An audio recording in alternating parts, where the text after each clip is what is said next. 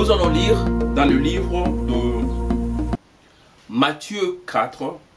Nous allons partager sur la tentation de Jésus-Christ. Il y a quelque chose de spécial que je vais faire sortir aujourd'hui. Nous allons parler l'idée qui était derrière ce que les méchants étaient en train de dire à Jésus et le secret qu'il y a dans ces histoires. Avant que je commence, je voudrais vous rappeler que si vous n'êtes pas inscrit sur cette chaîne, inscrivez-vous maintenant. Et si vous n'êtes pas encore entré en contact avec moi sur Facebook, Twitter ou bien Instagram, faites-le maintenant, allez-y. Je suis valable. Envoyez-moi un message, faites-moi savoir ce que le Seigneur est en train de faire dans votre vie à partir de cette parole et nous serons ensemble bénis. Lisons dans le livre de Matthieu 4, la tentation de Jésus-Christ.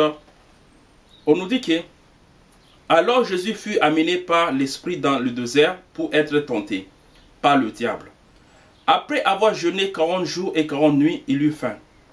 Le tenteur s'étant approché de lui, lui dit: si tu es fils de Dieu, ordonne que cette pierre devienne de pain. Jésus lui répondit: il est écrit, l'homme ne vivra pas de pain seulement, mais de toute parole qui sort de la bouche de Dieu. 5. Le diable le transporta dans la ville sainte et le plaça sur le haut du temple et lui dit: si tu es fils de Dieu, jette-toi en bas, car il est écrit, il donnera des ordres à ses anges à ton sujet, et ils te porteront sur le main, de peur que ton pied ne heurte contre une pierre. Jésus lui dit: il est aussi écrit, tu ne tenteras point le Seigneur ton Dieu. À 8, on nous dit: le diable le transporta encore sur une haute montagne, très élevée, lui montra tout le royaume du monde et leur gloire. Et lui dit: je te donnerai toutes ces choses si tu te prosternes et m'adores. Jésus lui dit: retire-toi, Satan, car il est écrit, tu adoreras le Seigneur ton Dieu et tu le serviras lui seul. Alors le diable le laissa et voici des anges vinrent auprès de Jésus et le serva. Aujourd'hui nous allons partager un peu cette tentation, ce qui s'était passé ces jours de tentation. Et quelque chose que je vais tirer, c'est sûrement vite sur ce qui s'est passé à la troisième tentation. C'est là où je vais demeurer beaucoup sur ces messages aujourd'hui. Nous sommes en train de voir que l'Écriture nous dit que le diable le transporta encore sur une montagne très élevée. La première tentation, ça s'était passé. D'abord, ils ont commencé à avoir une tentation là où ils étaient, dans le désert, où les méchants pouvaient dire simplement au Seigneur: regarde, il y a le pierre, prends l'un de ces pierres, transforme en pain et mange. Et après là, ils sont partis à Jérusalem pour qu'ils puissent se jeter, comme ça les anges vont les accueillir dans ses bras. Et après ça, ils sont partis sur une montagne élevée. Et à partir de cette montagne élevée, vous allez voir que c'est à partir de la montagne là qu'ils pouvaient voir. La Bible dit que à partir de cette montagne là très élevée, le diable lui montra tout le royaume du monde et leur gloire.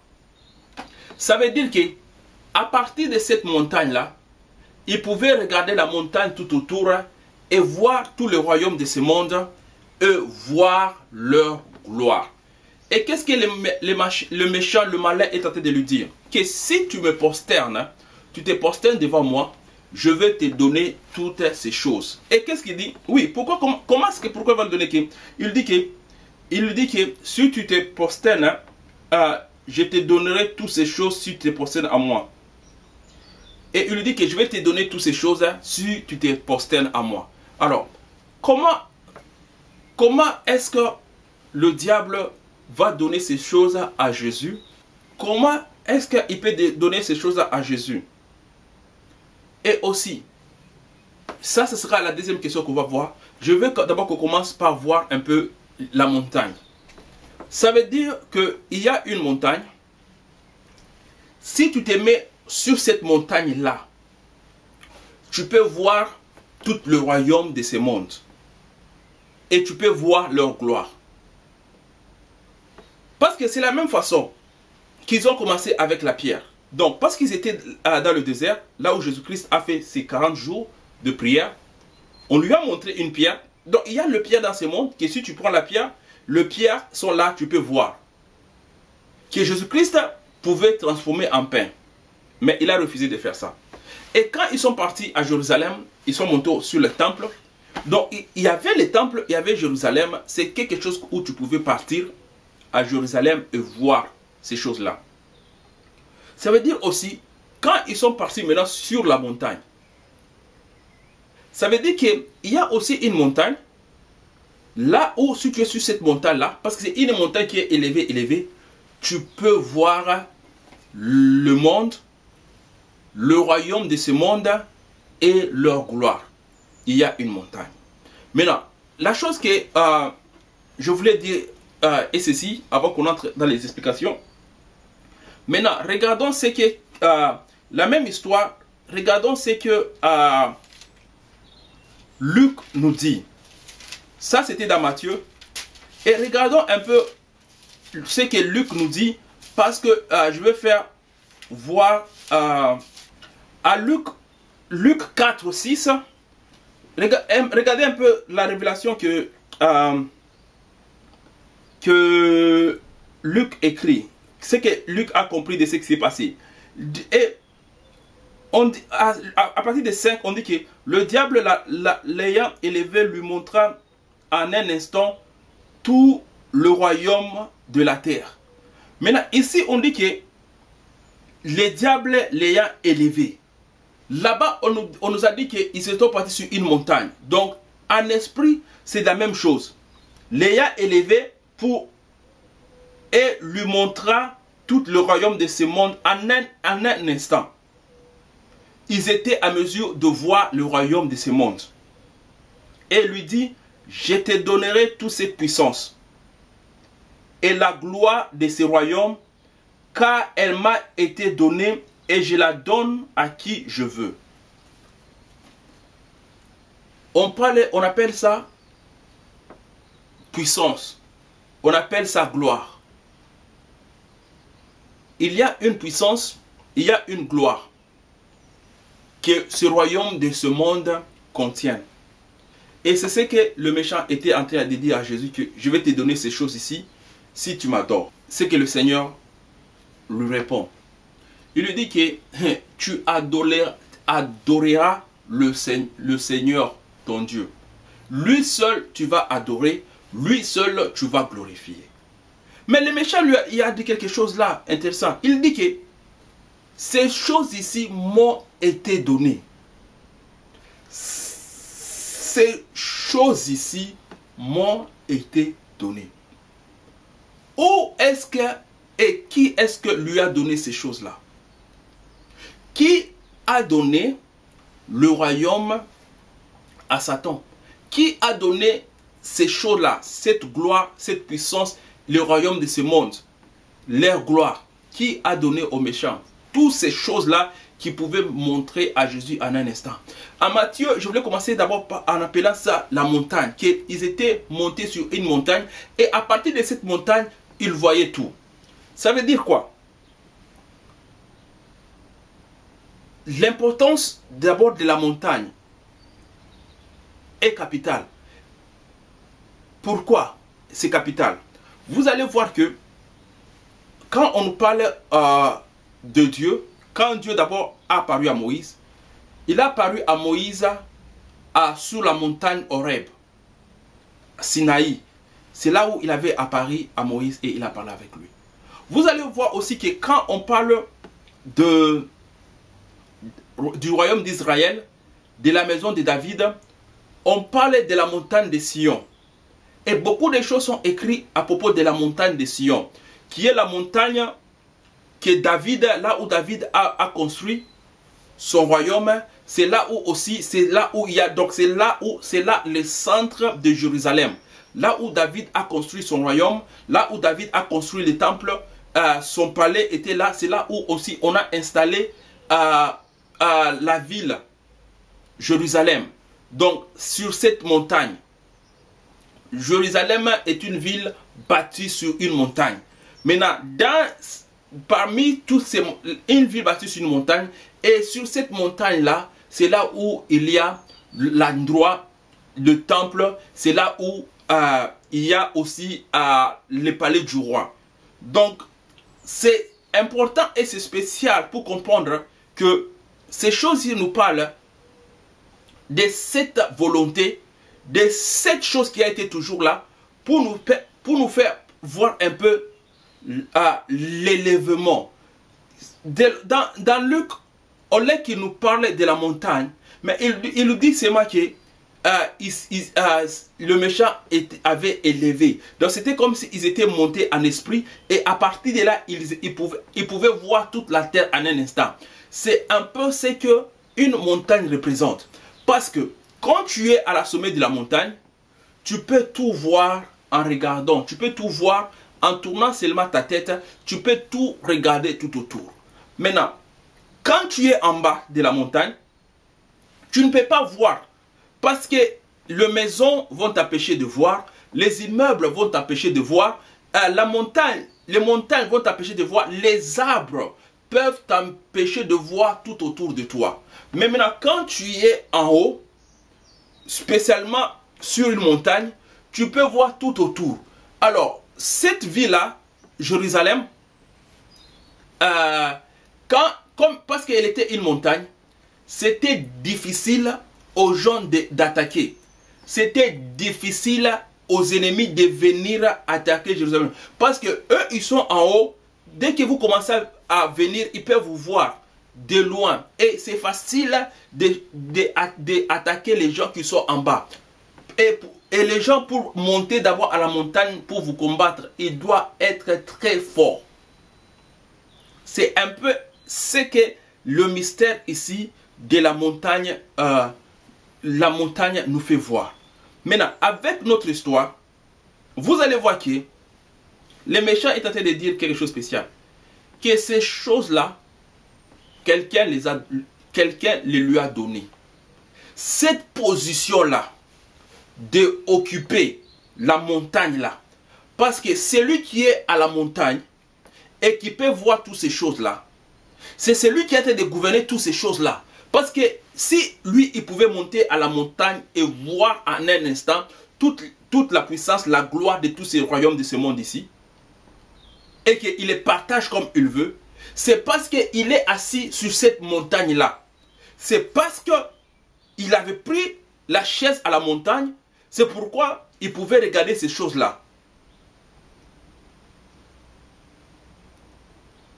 On appelle ça quelque part que, on les appelle à quelque part que le Dieu de ces âges ici, le Dieu de ce monde ici. C'est l'histoire un peu de la montagne là. Et comment il est arrivé à ce niveau-là? C'est simple. La Bible nous dit que quand Dieu a créé Adam et Ève, il les a donné pouvoir, autorité et dominion. C'est ce que le livre de Genèse nous dit. Dans le livre de Genèse 1, 26, on nous dit que quand Dieu a créé l'homme, il lui a créé à son image. Et en les créant, il les a bénis. Dieu a pris l'autorité, il a mis sur l'homme. Il a pris la puissance, il a mis sur l'homme. Il a pris le gouvernement, il a mis sur l'homme. Dieu a dit à l'homme de dominer. Il lui a dit de dominer, d'assujettir la terre. Parce que lui, il avait cette autorité. C'était ce qu'il devait faire. Parce que Dieu lui a donné la puissance et l'autorité, Dieu ne pouvait plus rester sur la terre et tenir l'homme la main chaque jour de marcher avec lui. Non. dans ce que Dieu avait mis sur l'homme, l'autorité et la puissance que Dieu avait mis sur l'homme, sur tous les bétails des champs, sur tous les oiseaux, sur tous les poissons, c'était cette même autorité que l'homme devait utiliser pour se protéger. L'homme était le roi de ce monde ici. C'est ça la position que Dieu lui a donnée. La position, l'image que l'homme avait, l'autorité que Dieu avait mise sur l'homme. C'était ces choses-là, c'était l'onction, les pouvoirs que Dieu avait mis sur lui pour gouverner le monde ici, pour dominer sur la terre. Alors, la dominion, l'autorité que l'homme avait, il a perdu cela en mangeant un fruit. Par un mensonge, la femme a pris à manger le fruit. Et c'est là où tout a basculé. C'est en ce moment-là, parce qu'il avait perdu ce qu'il avait, le méchant a pris la montagne. C'est le jour et l'endroit où le méchant a pris la montagne. La montagne de l'endroit où l'homme pouvait se mettre pour gouverner la terre que Dieu lui avait donnée. Parce que l'homme a désobéi à Dieu, c'était maintenant facile au méchant de venir lui dire « va à gauche, va à droite ». Alors, s'il y a quelqu'un qui te dit « va à gauche, va à droite », imaginez-vous que Caïn était le prince. Adam et Ève étaient le roi et la reine. Leur enfant était le prince. C'est comme ça que ça se passe dans un royaume. Mais regardez maintenant que le prince, qui devait être le roi de la terre, il est parti tuer son frère. Pourquoi? Parce que il y avait un sacrifice là qui devait être donné à Dieu. Et pour lui, ce n'est pas monté en haut. Pour son frère, c'était monté en haut. Et toutes ces histoires-là. Lui qui devait être le prince de la terre, il est parti, il a tapé son frère à la tête. Et où est-ce qu'il devait se mettre? Il n'avait plus d'endroit pour se mettre. Et pourquoi est-ce qu'il est parti taper son frère? À cause du mensonge. C'était un mensonge qui est venu vers lui pour lui dire que, oh, regarde, Dieu a accepté ton offrande. Dieu n'a pas accepté ton offrande, il a accepté l'offrande de ton frère. C'est à partir du moment où la jalousie est entrée. Mais toutes ces choses-là, quand tu regardes bien, tu vas voir que c'est les mensonges. Parce que, en regardant le reste du livre, ce n'est pas à tout le monde de donner les offrandes.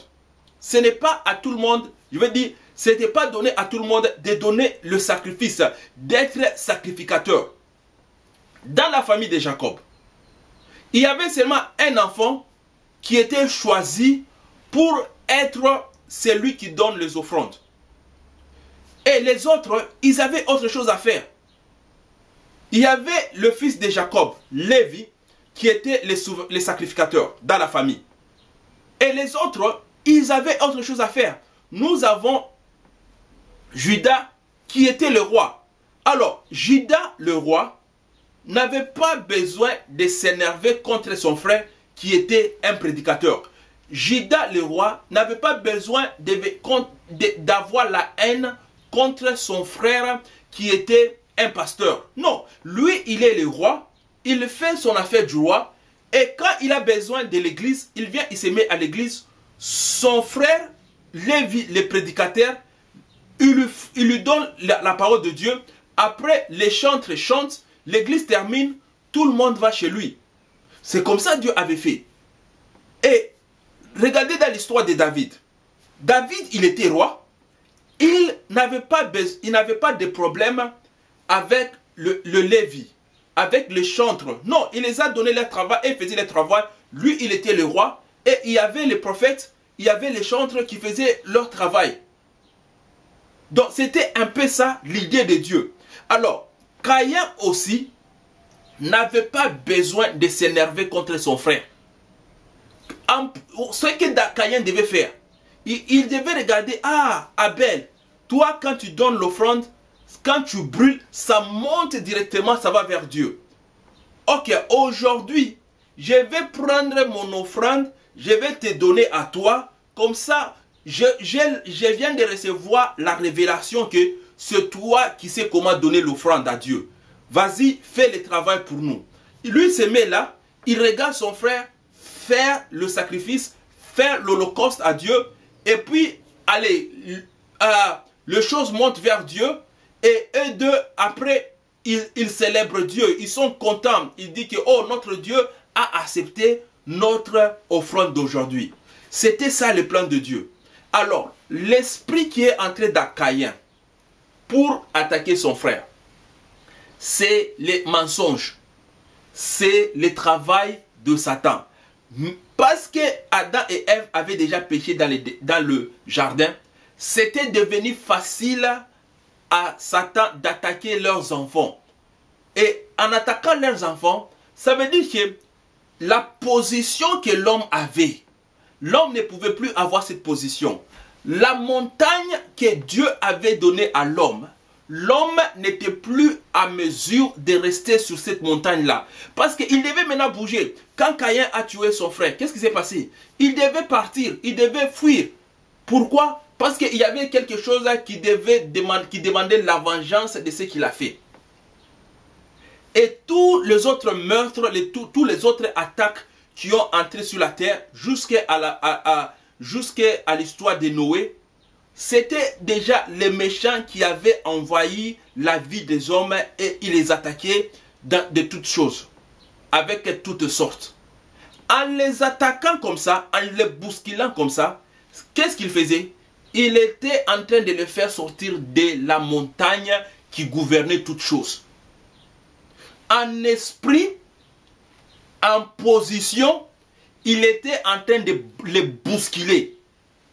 Alors, l'homme n'était pas à mesure de rester ou bien de lutter contre les méchants.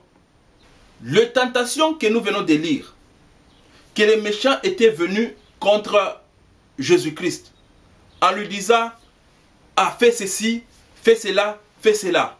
Ce sont les mêmes histoires qu'il a commencé dès le commencement. Quand on nous dit qu'il est menteur dès le commencement, c'est ça. Ce sont les mêmes mensonges qu'il a amenés à tout le monde. Alors, les gens ne pouvaient pas résister à ces mensonges parce qu'ils n'avaient pas la vérité. Le livre Dieu, ton choix par le Dr Coco King est déjà disponible sur le marché. Il est possible de vivre une vie là où nous faisons de bons choix chaque moment. Alors, ce livre ici est déjà disponible. Prends une copie pour toi et sois béni par le Seigneur.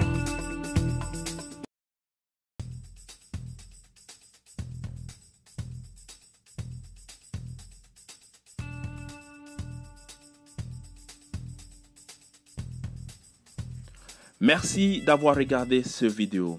Alors, je vous invite à me suivre sur YouTube et de vous inscrire sur ma chaîne si vous ne l'avez pas encore fait.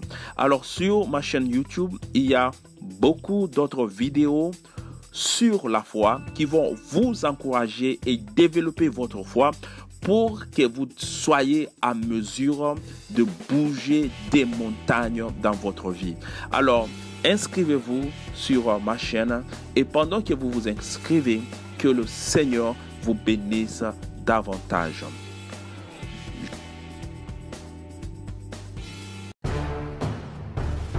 Je suis aussi sur Facebook.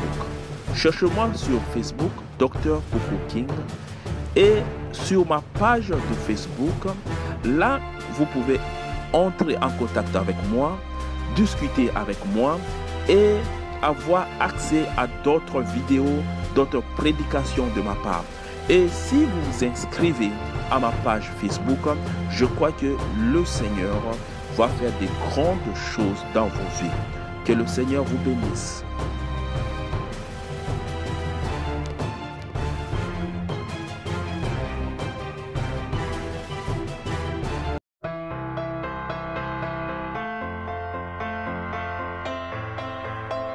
The book God, Time and Trust by Dr. Coco King is already available on the market. Get a copy for yourself and be blessed. In this book, God, Time and Trust, you will discover how to make the best choice that God has always wanted you to make every single day. Get a copy for yourself and be blessed. God bless you.